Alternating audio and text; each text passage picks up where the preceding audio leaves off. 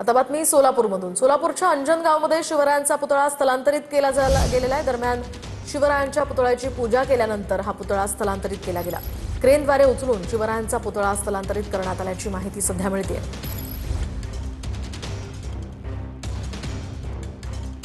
माढा तालुक्यातील अंजनगाव खेलोबा या गावामध्ये छत्रपती शिवाजी महाराजांचा पुतळा बसवल्यानंतर दोन गटामध्ये मोठ्या प्रमाणात वाद जो आहे तो निर्माण झालेला होता आणि त्यामुळेच गावातील वातावरण चिघळल्याचं चित्र पाहायला मिळालं होतं।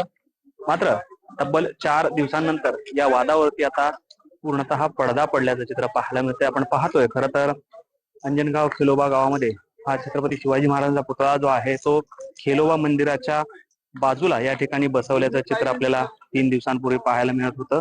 मात्र आपण पाहतो या ठिकाणी या ठिकाणी हा पुतळा जो आहे छत्रपती शिवाजी महाराजांचा तो बसवण्यात आलेला होता।